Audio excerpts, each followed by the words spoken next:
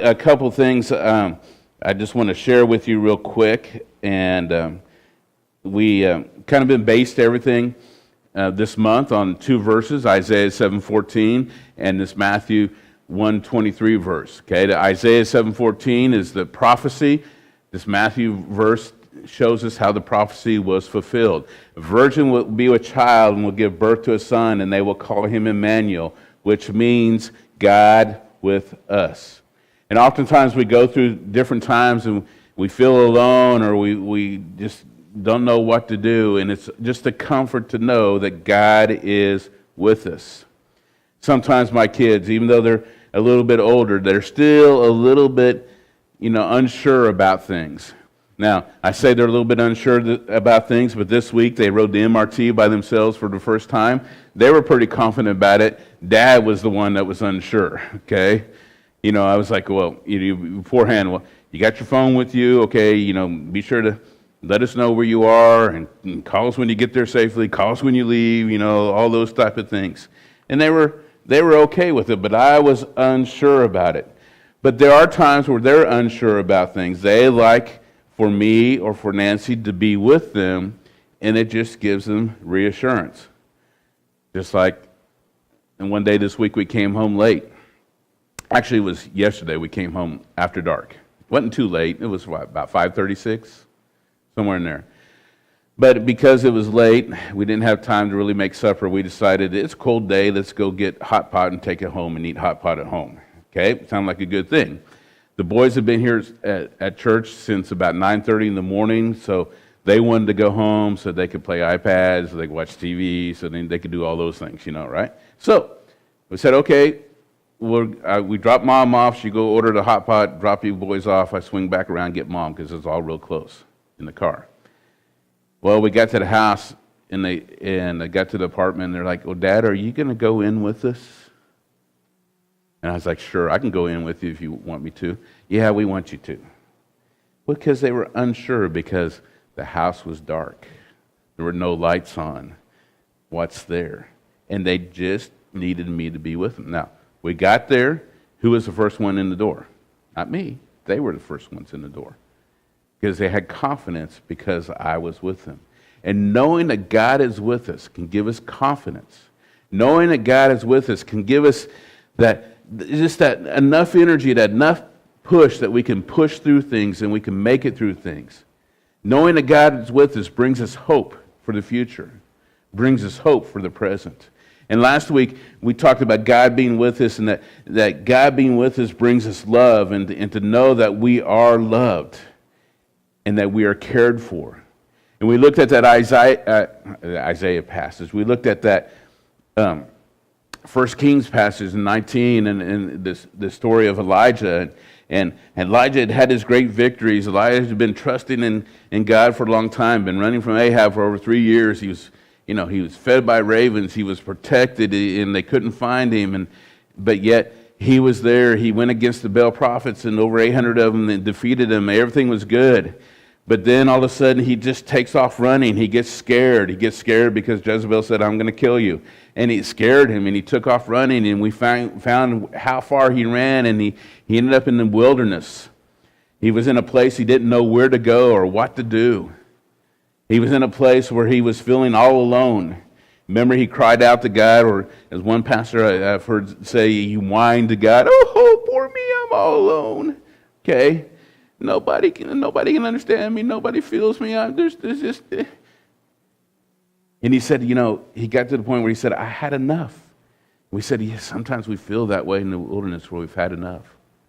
Then what happened? A strong wind came. So strong that it shook the mountain. Okay? Rocks were falling down. Trees were falling down. It was loud. It was strong, but God wasn't there. Then an earthquake happened. Everything started shaking again. Loud. You're in the mountains. Rocks are falling. Trees are falling. Everything else. God wasn't there. Then there was a fire. And if you've been close to forest fires, you know that they're really loud. God wasn't there. Then it said that God spoke in a whisper. And when Elijah heard that, he knew That was God.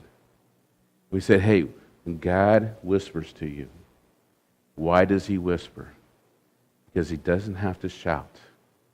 Because he's so close to you, he can whisper. And the other thing about a whisper is that when somebody whispers to you, what do? You lean into them. And God wants us to lean into him. He wants us to trust him during those wilderness experiences. Now, this week, hang on just a minute. I need to skip all my notes. Okay? This week, we're going to talk about storms. And Hein and Roa and their family are going through a storm. They went right now. With Roa last night, this morning, they're going through a storm. And we go through storms. It doesn't matter if we're in the mountains or tops or we're in the valleys or we're somewhere in between. If we're in that wilderness, we are hit with storms. I showed you a picture last week of backpacking that trip. It took about 23 years ago in the wilderness in Wyoming. And on that trip, I was with three other friends. Actually, I was with they are all brothers, but they were friends of mine. I was with them. We were back there. We had been for about 6 days. And there was something I needed to do because I knew that after that backpacking trip, and within a couple of days, I was coming to Taiwan at least for a year. I thought only for a year at that point, but that was 23 years ago. And I had been to Taiwan earlier that summer for about 5 weeks. I came back, went on this backpacking trip, did a few other things, and I was ready to come back. But I knew that there was someone I needed to go talk to. And it was one of my sisters, and she and I were not getting along very well at that time, and we have different opinions about why. You know how that goes with brothers and sisters, and we had different opinions about why. But I knew that I probably should go and talk to her before I left. Now, my friends were on the backpacking trip. One of them kind of knew a little bit about what was going on. We talked, and throughout the week, one of the brothers was a pastor, and he's just like, you need to go. You need to leave a day early. We're so close to where she lives. You need to leave a day early, go out, go visit her, and then we'll come out the next day. So that's what I did. And I walked out that afternoon, walked back. The idea was I was going to walk back to where the pickup or the truck that we drove there was. It was going to be a good walk, probably 4, 5, 6 hour walk coming out. And then when I get there, I would just sleep in the truck that night. I get up the next morning, go visit my sister, and then I come back and pick them up and go. So I'm walking out, and I've told you about part of this already. Part of my walking out it was right about dusk. The sun was going down. It was still light, but it was getting hard to see. And I came up over the top of a ridge, and the trail went down through a valley, and there was something big and black down there in that valley. And I couldn't decide if it was a grizzly bear or a rock. And I knew I had to go forward. I had to press on, but I was a little bit scared. But I finally pressed on, and it happened to be a big rock and not a grizzly bear. Just my imagination getting with me. But shortly after that. It was before that. One of the reasons I was late was before that was we had a storm pop up. Now in Wyoming, it doesn't matter what time of year it is. The skies can be blue, the sun can be shining, and then 5 minutes later, it can be hailing and raining and the wind blowing hard and everything else. And then 5 minutes later, the sun can be shining, the skies are blue and everything else. Storms just pop out of nowhere. One of the good things is they usually don't last long. But I'm on this trail, I'm walking down this trail, and we had one of those mountain thunderstorms. And mountain thunderstorms, one of the things about it is because you're in the mountains, they are very loud. Another thing about it is because of the part of the trail I was in, the trail was going through a bunch of tall timber. And one of the things they always stress to you about safety in thunderstorms and being outside, if you're camping, hiking, and things like that, is what do? You don't stand close to what? A tree. The trail was about as wide as this aisle. Trees on both sides. What am I going to do? It's a storm of life. Do I keep going? Well, at first, it was like, okay, I just keep going. It's raining. Yeah, the rain is cold. Because high altitude, the rain was very cold, but that was okay. I'm hiking, I'm warm. But then it started hailing. Do I go get underneath a tree and let lightning strike the tree and me have, bad health that way? Do I keep walking and get hit on the head with hail? What do I do? It's something that we face, and the same thing when we face storms. What do we do? And sometimes the storms of our life cause us to do desperate things. Now, some of you are going, well, why did you do that day? Well, I started to stop and to get underneath the tree, but I thought, no, that's dumb. Because, it was lightning was flashing all over the place and thundering. It's like, I shouldn't do that. So I went out and started hiking down, keep on going down the trail, and I thought, well, maybe if I kind of run down the trail, maybe I can find a safe place. Well, I started running, and the hill started off really small, what we call pea-sized hill, but then some bigger chunks started coming, bigger chunks, and I hadn't gotten hit yet with one of the bigger chunks. But they were around, and I was like, well, this is not going to work either, because when those hit me just right, my friends tomorrow, when they're walking down the trail, will find me and ask me if I'm okay. Okay? So, I took off my backpack. It was desperate measures. I held my backpack over my head and tried to walk down that way. It didn't work very well. The backpack was heavy. It was awkward. But as I said, it's in Wyoming. The storms are a short time. We often face storms that aren't short times. Sometimes the storms are longer. So in the valleys or in the mountaintops, we have storms. We face storms, okay?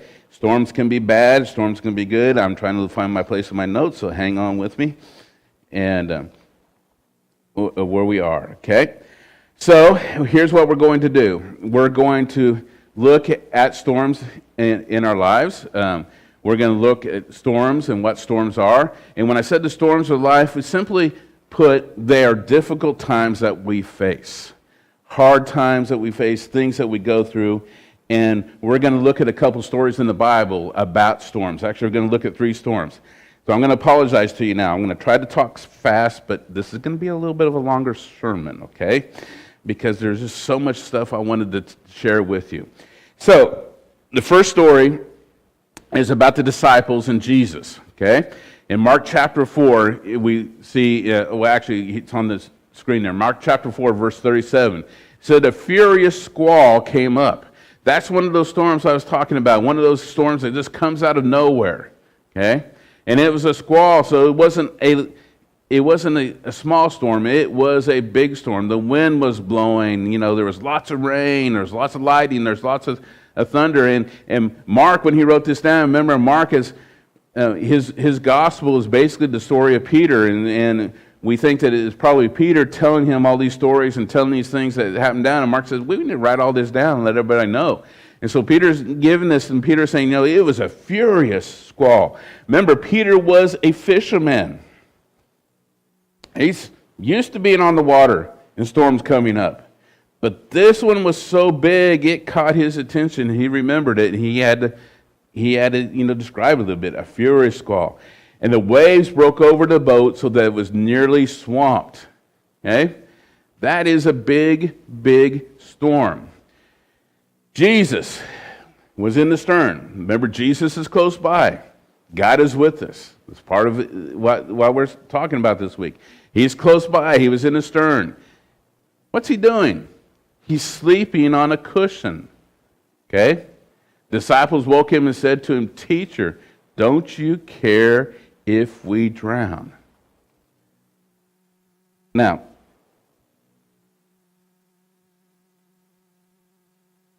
I'm thinking about this, and I'm thinking about, there's a couple things here. One thing is, he was asleep. You see, what is it about God? God knows everything. God sees everything. God hears everything. God knows the future. God knows what's going to happen. And Jesus was with them. And he knew everything was going to be okay. So he just went and got rest and got sleep. But the disciples, half of them were fishermen. Half of them were used to storms. They were afraid.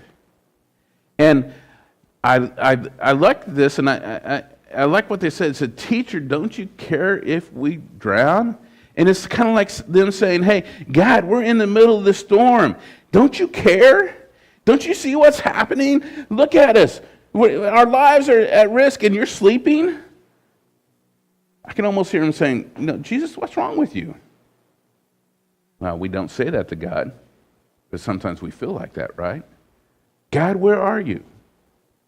And when the storms get really bad, we sometimes feel that very, very much. They were thinking about that. And I was thinking, have I ever felt like that? Well, sure I have. Have you ever felt like that? God, where are you? I need help. I'm going to drown. Do you really care? Do you really want the best for me? But he's close by. He is not distant. Look at this verse actually, let me say this, put this up here. The other thing about the disciples was they realized they were helpless, okay? What was probably the first thing they did when the storms came up? Being fishermen, being used to boats and knowing boats, they probably tried to outrun the storm, right? Or to outmaneuver it or get around it. This summer, when I was back in the States, and I've shared this with you before, I went to go see what's called a pastoral counselor. It's just like a counselor, but it's biblically based. But it was about a little bit over an hour to an hour and a half drive away from where I was. The first time I went, actually my sister's boyfriend took me. I don't want to explain all that, but my sister's boyfriend took me, okay? And he took me because he's the one that introduced me to this pastoral counselor. He had been seeing him himself because he's my sister's boyfriend's in his 60s. My sister's in her 60s. He was a widower, and so he got connected. He had been connected with him for a long time, but he had been seeing him because of this, and so he connected me with him. So he said, "I'll take you the first time." That I need to go to that town anyway, do some business. I'll take you. So went there that morning. We did the counseling. We went and had barbecue because that's what you do there. You go have barbecue for lunch, and at lunchtime, we heard a report that the storm was coming. So we got on our phones and started looking, and sure enough, and I wish I would have taken a picture of it. It was very, very clear. There was just a big line down the map. And in front of the line, there wasn't many clouds. It wasn't clear, but behind the line, lots of clouds. If you change it over to the storm intensity, where you see the yellow, the purples, all that, nothing in front of that line, but right behind that line, purple, red, deep reds, purples, oranges, yellows. And we were eating lunch, and we were like, well, that storm's coming, and we're going up this way. Well, should we try to get out in front of it? Well, yeah, but we need to finish eating first, because that was a priority. So we finished eating, we got in the car, actually in his pickup, and we started driving, and we're looking at the clouds and everything else, and going, man, that looks pretty intense storm. And he and I were talking about it, and I was like, okay, I got my camera out. I was going to take some pictures of the clouds, and I looked at my cloud pictures, and they just didn't come out too well, so I didn't show them to you. But flip back to the radar, and I was like, okay, here's the highway, here's the storm. It's getting closer, and I said, man, it's about to hit us. And we started talking. He's like, well, maybe I should turn right on this next road, and maybe we should go east, for a while and try to get out in front of it before we go north again. And about that time he said that, all of a sudden the pickup rocked because the winds hit us. No rain yet, but winds. And it rocked back and forth. And I didn't have my seatbelt on because I was trying to, take pictures, and so I was trying to adjust. And I told him, I was taking a video at that time. And actually on the video you can hear me say, I think maybe I should put my seatbelt back on. He said, yeah, I think that's a good idea. That storm was about to hit us. We tried to outrun the storm. They probably tried to do things, but they got to the point where they realized they were helpless. And so they turned to Jesus. Sometimes in the storms, we try to do things on our own before we turn to God. Turn to God a little bit earlier. All right, look at this verse in Psalms. It says, the eyes of the Lord are on the righteous, and his ears are attentive to their cry. See, God is close by to us. He sees us. He hears us. They cried out to Jesus, Lord, save us. Okay? And he heard them, and he responded to them. So it says this, he got up, he rebuked the wind and said to the waves, quiet, be still. And the wind died down and it was completely calm. In some of those storms of life, whether it's a real storm or whether it's just storms that we're going through, one of the things that's always fascinated me about thunderstorms, especially in the mountains in the western United States and the Mountain West, is that the thunderstorm can come up really quickly, but as I said, it can disappear just as quickly. And sometimes when you have that big thunderstorm, lots of rain, lots of lightning, lots of thunder, lots of wind, and everything else, and sometimes, and I've experienced this a couple different times, sometimes you have a really, really loud thunder. Then all of a sudden it's done. You don't hear anything anymore. You don't see anything anymore. The sun comes out. It's real peaceful. The wind stops blowing. The birds start chirping again. It becomes calm and peaceful. And see, when God acts, he brings peace to our lives. He brings calm. He brought calmness to them at that point. And I think the disciples in the boat, some of them were probably still hanging on to the boat, but when all of a sudden when it became calm, it was quiet. You could probably hear them go, relax. They were at peace with what was going on. God is with us in the storms, and he brings us peace. Then it goes on and says, he said to his disciples, why are you afraid? Do you still have no faith? Wow. Why are you afraid? Do you still have no faith?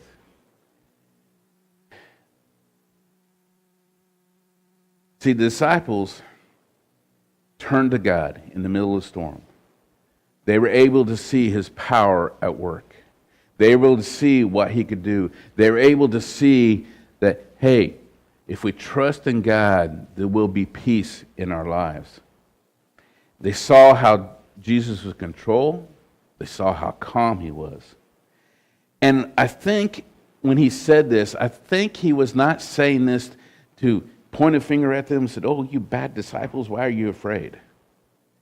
But I think he wanted them to remember this moment, because they would go through many storms later.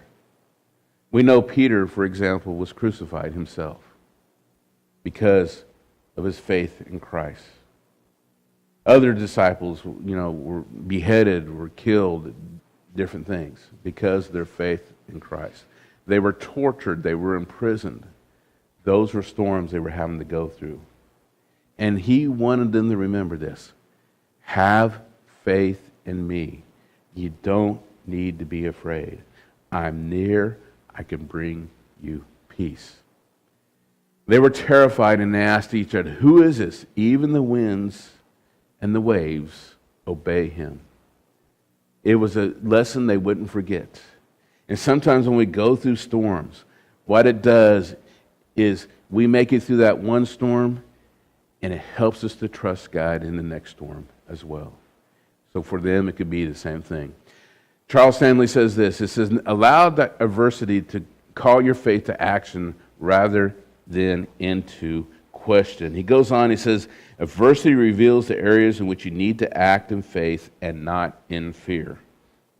We're facing storms. It could be God saying to you, you need to trust me. You need to have faith in me in this time. When hard times come, Stanley goes on to say to yourself, now is the time to use my faith in a new way. The more you use your faith, the greater it grows.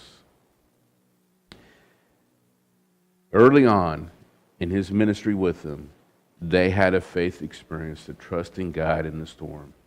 It would help them in the future. So, there are some different things about storms. Some storms are self-made, and I don't think I need to talk about that very much. I think you know that. That's usually my storms. They're just, idiot decisions I make, or something I say, or something I do or don't do, or whatever else. Those are self-made storms, okay? Some storms are caused by God, like the storm we just talked about. The storm came up, and God puts it into our life for a different reason. But there are other storms that are caused by others, and sometimes these are the hardest storms to take. This is maybe when your boss makes a bad decision, or maybe you've invested into a group and they make a bad investment and you lose money. Well, those are storms in life, okay? Or somebody, makes a wrong choice. We had a storm in life, 5 or 6 years ago when, the scooter driver was driving way too fast, and yes, I did pull out, but he was way, way, way too fast. Those were the storms, and they cause problems in our lives. So those are sometimes storms that are hard to take and hard to deal with. You think about Bible stories, Paul and Silas thrown into prison because somebody was mad because their business was reduced because people stopped buying idols. That's a storm caused by somebody else, okay? Stephen, in Acts, he's preaching the good news and he's stoned to death. That's a storm. That's a major storm caused by somebody else. So bad management, bad decisions, etc. So we look at those storms and we think, well, there's different kinds of storms, but there's something else about storms. And we're going to look at another storm story and learn some more things about storms. Another storm, we come to Acts chapter 27, and Paul is a prisoner. If you go back through Acts, I think about 22 or 23, Paul is arrested. He's brought before several different people. At one point, Paul says, hey, I'm a Roman citizen. I appeal to Caesar. So he was going to be sent to Rome to appeal to Caesar, to appear in front of Caesar to have his case heard. So in chapter 27, what we find that Paul is placed under guard.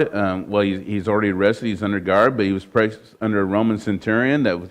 His task was to take Paul and other prisoners back to Rome. So they had to, go by boat. They had to go by sea, and it wasn't one boat that went directly from where they were to Rome. They had to go stop at different ports and get different boats. So the trip was filled with difficulty. It was filled with lots and lots of difficulty. Okay. And in this, one of the things that we find, I'll go here to the next slide. One of the things that we find is that there are some things about storms that are the causes of storms. Okay? Now look at this. It says, some of the causes of storms, we get wrong guidance from the experts. Let's look at verse 10 in chapter 27. Here already, they had experienced delays. They weren't able to get to where they wanted to go. And Paul had told them and said, hey, God is with me. Now, he didn't say, hey, God is with me. But he said, hey, God has shared with me that we shouldn't press on. We should stay where we are. Okay? Look at it. It says, men, I can see our voyage is going to be disastrous and bring great loss to ship and cargo and to our own lives also. In other words, stay home tonight.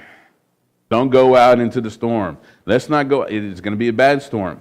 But look at what verse 11 says. It says, but the centurion, the one who's in charge, instead of listening to what Paul said.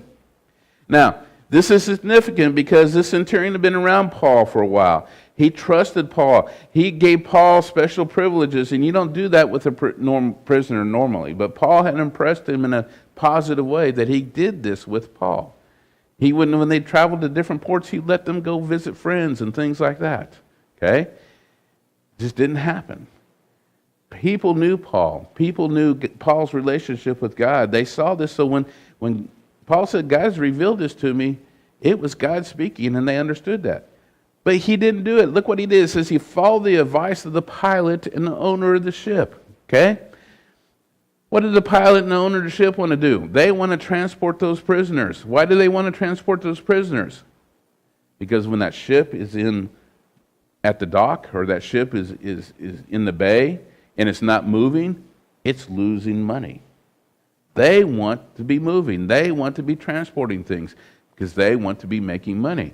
So they said, hey, let's go. It's going to be fine. Yeah, it's late in the season. Yes, we're running, everything's behind schedule, but we're going to be okay. So the centurion listened to that. He did not listen to Paul. And then we find the second thing. The second thing that often causes us storms, along with those other things, is the idea of a vote. Okay? Look at this verse. The harbor was unsuitable for the winter. So they looked at it. Oh, it's unsuitable for winter. So the majority, notice it didn't say everybody, not all the sailors. Some of them probably thought, well, we probably ought to stay here. But the majority decided that we should sail on, hoping to reach Phoenix and to winter there. You know, we do this with our family all the time. What do you guys want to eat? Okay? And then, well, I want Subway, you know, I want Little Fun, I want, you know, McDonald's, I want, you know, we did this, was it last night or the night before, and I said, I want Mod's Pizza. You guys don't know what Mod's Pizza is because it's not here. But this summer we found Mod's Pizza, and you go in, you have little individual pizzas, and you get to put everything, you get to decide what you want on it, okay? And it's really fresh, and it's really light and good, and all kinds of stuff. And we all loved it. But we all had different ideas and different opinions, and sometimes we come down to a vote.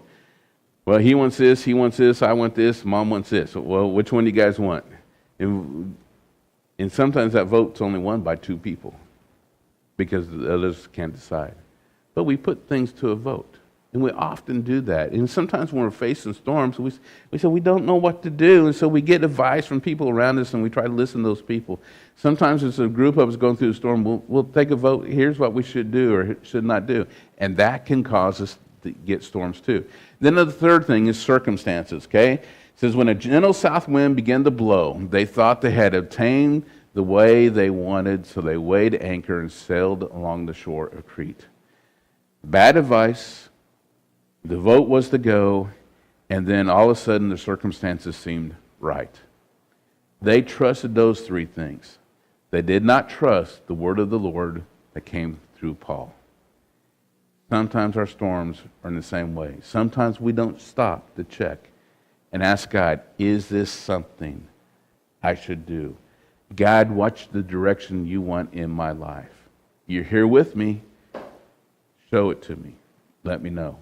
We go forward with our own instincts. We go forward with our own intelligence and what we should do. But they didn't do that. Now, the other thing about storms, real quick, is that they can hit suddenly. Made that point already. Sometimes storms never seem to let up. Have you ever been in those kind of storms? It's just kind of like you go to bed at night and you hope when you get up in the morning things have changed, but nope, they're the same. Sometimes even worse. Sometimes they never seem to let up. And sometimes storms cause us to rationalize desperate measures. Okay? We would do things in the middle of a storm that we wouldn't do normally. And we say, well, it's because of the storm. It's because of the storm in our life. Okay? Look at this verse 20 in chapter 27. When neither sun or stars appeared for many days and the storm continued raging, we finally gave up all hope of being saved.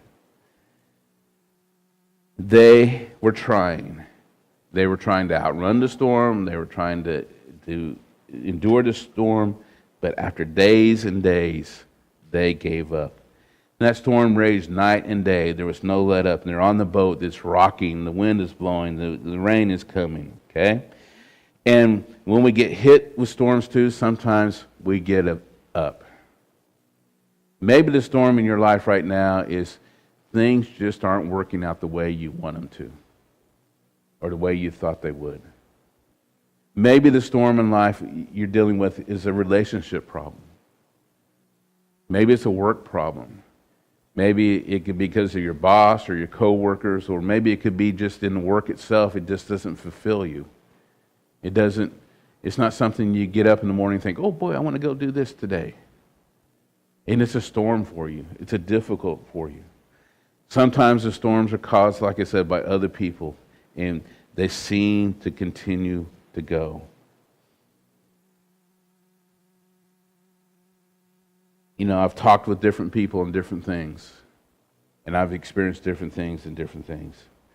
And I've heard people talk about, well, you know, our relationship's doomed. There's no hope for us.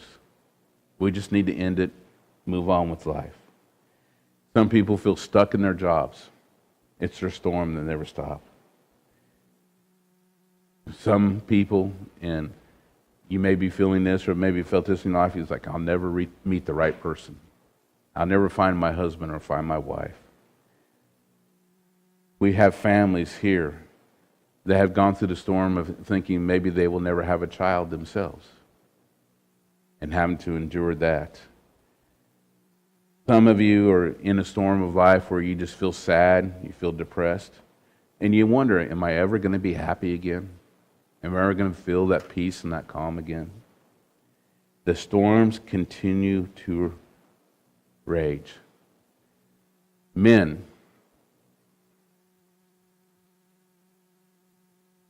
actually, the first part of this verse says they had gone a long time without food.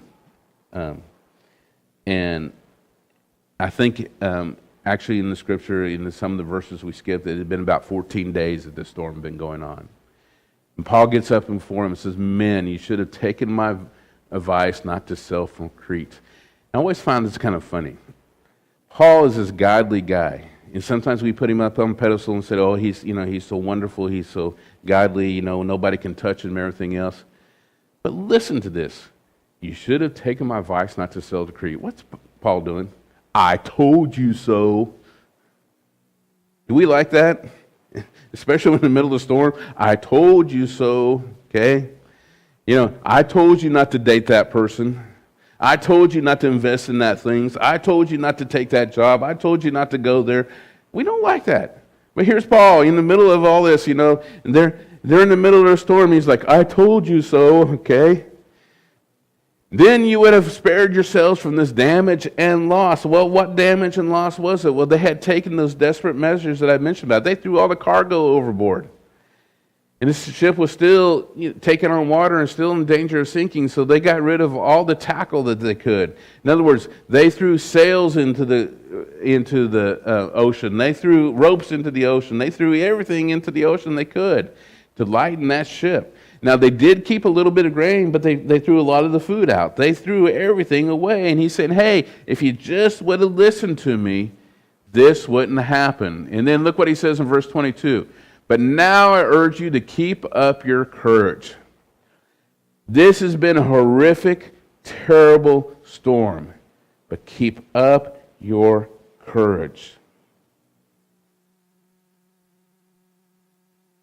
You can make it. He's basically saying, hey, we will not be destroyed. Okay? Not one of you will be lost. He's giving them a gyro speech in the middle of that storm.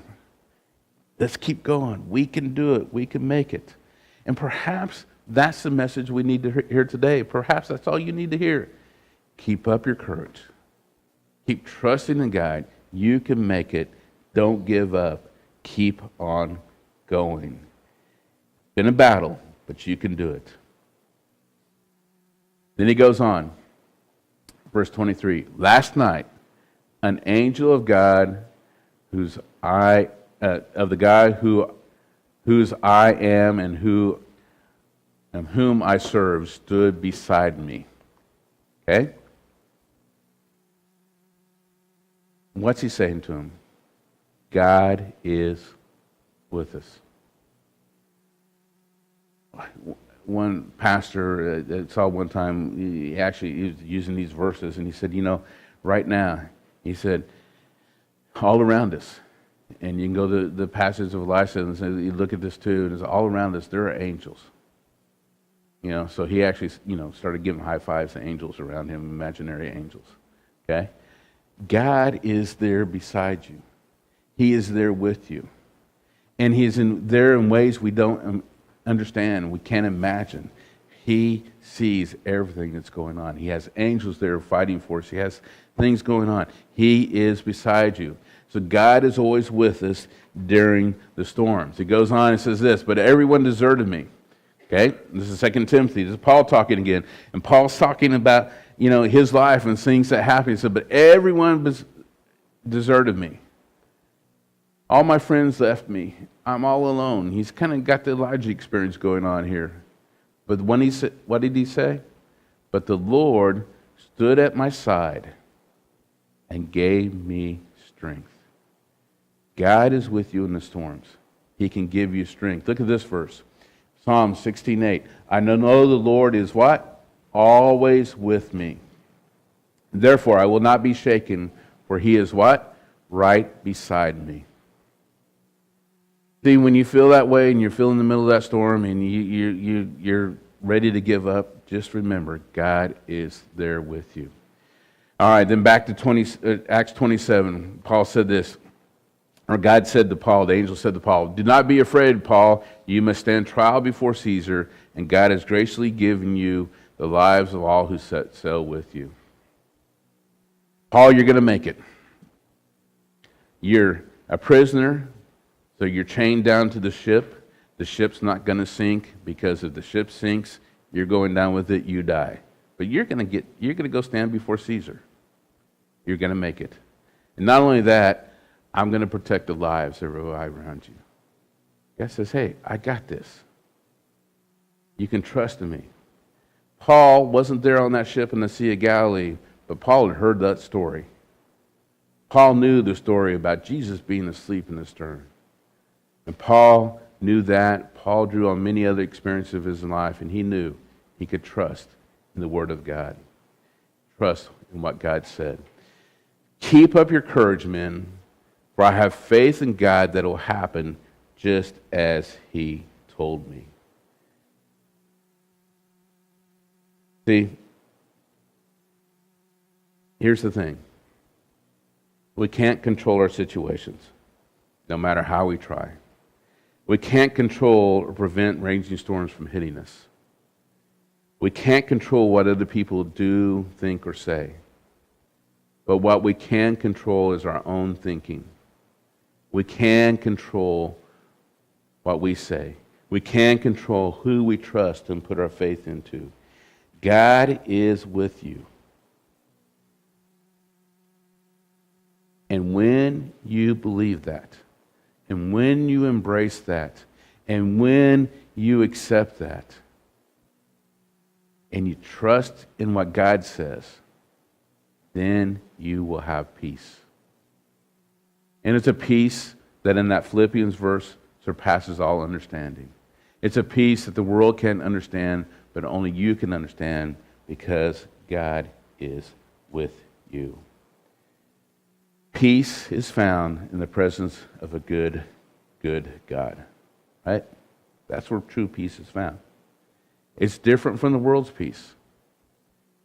Think about it. How does the world say we get peace? I listed 1, 2, 3, 4, 5, 6, 7. I listed 8 things here that I thought this is how the world says we get peace. First thing I put down was possessions. Because I looked around in my house and said, oh, man, why do we have so much stuff? Possessions. Okay? We're constantly hit with the message, buy this, it will make you happy.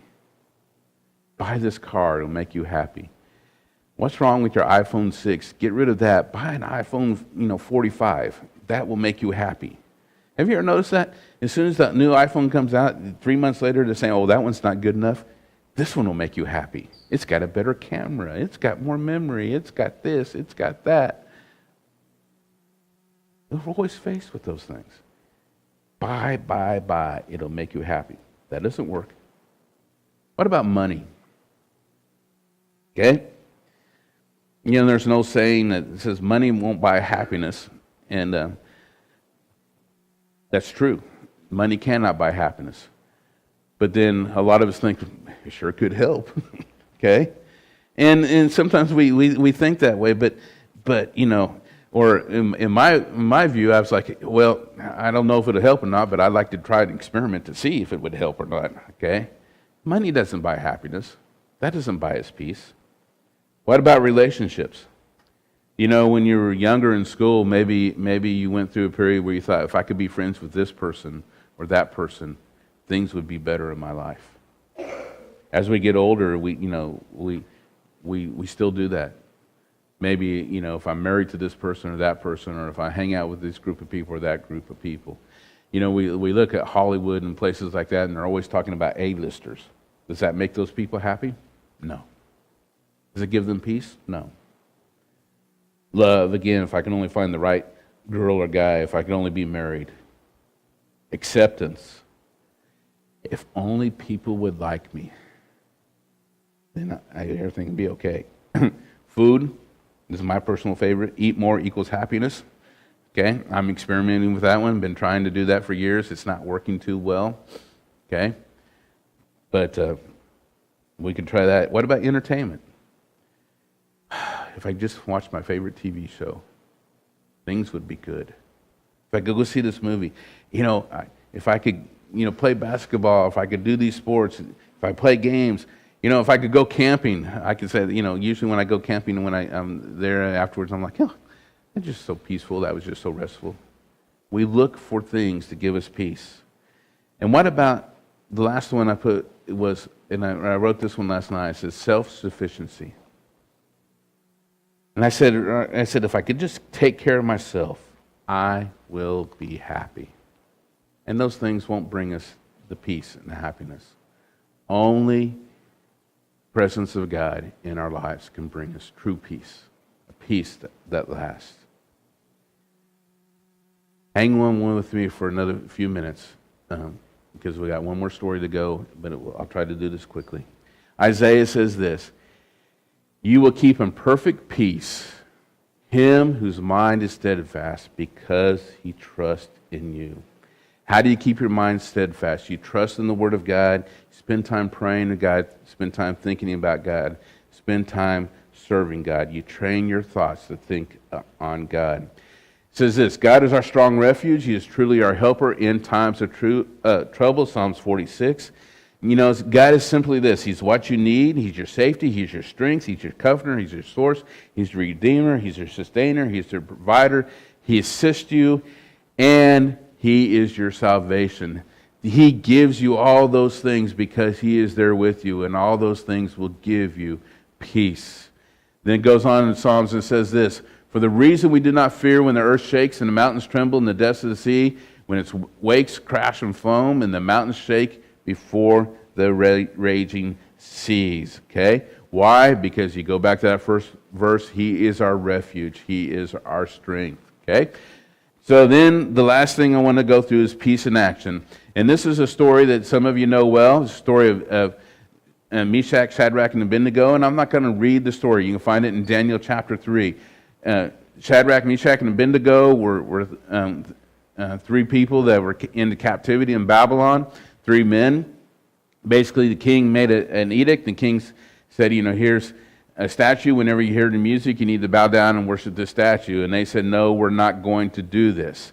And it was a trap. It was a trap for them. Other people told on the king. The king brought them before them. And the king says, he said, well, I'll go ahead and read the scripture because I didn't put all the scripture there. But it said this, "I will give you one more chance to bow down and worship the statue I made when you hear the sound of the musical instruments. I'll give you a second chance." Okay? "But if you refuse, you'll be thrown immediately into the blazing furnace, and then what guy will be able to rescue from my power?" Now, those Babylonian kings, those kings at that time thought that they were gods themselves, okay? And he's saying, nobody's more powerful than me. Look what the response was. Shadrach, Meshach, and Abednego replied, "O Nebuchadnezzar, we do not need to defend ourselves before you." Why were they able to say that? Me, I would be like, "Okay, give me a third chance. Give me a fourth chance. Can we talk about this? Can we negotiate this? Can we do some things?" And they're like, you think you're almighty. You think you're God. You think look at that verse. What? Who will be able to rescue? You think you're all those things, but you're not. We don't need to explain ourselves to you. We don't need to defend ourselves to you.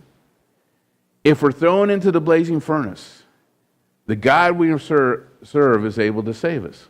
He will rescue us from your power, from your majesty. They trusted God in the middle of this storm. A big storm, one that could take their life. It goes on and says, "But even if even if God doesn't save us, we want to make it clear to you, your majesty," they show proper respect, "that we will never serve your gods or worship the gold statue you have set up." See, in peace, we can accept all outcomes. I said, if we're going to die, we're going to die. It's okay. because we trust God, and God gives us peace. You skip down a few verses, and in the next couple of verses, 19 and 20, and there it said he got really mad. He told them to stoke up the furnace. They made the furnace so hot that actually a couple of the men that were taking care of the furnace died because the heat was so intense, and they threw them into the furnace. And Nebuchadnezzar is sitting there, and he's got a view of the furnace, and apparently he's probably pretty happy with himself. Yeah, I threw them into the furnace. That showed them. That'll teach everybody else. And he looks into the furnace, and what does he see? Didn't we tie up 3 men and throw them into the furnace? Yes, Your Majesty, we certainly did. And he says, what? He said, look, really? Junda? Are you sure? Am I crazy? Something wrong with my eyes? I see 4 men unbound, walking around in the fire unharmed. And the 4th looks like a god. Look what John says. Jesus speaking. I have told you these things that in me you may have peace. In this world you will have trouble, but take heart. I have overcome the world. Nebuchadnezzar saw 4 people in the furnace. God was with them in the furnace. He calls for them to be taken out of the furnace. They came out of the furnace. Their clothes weren't singed. They didn't smell like smoke. Then nothing wrong with them. They had been walking around in that furnace. God was with them. They trusted God in the middle of the storm. Nebuchadnezzar was able to see that. Can you see that God is with you? He's with you all the time. Whether you see him or not, whether you feel him or not, he is there.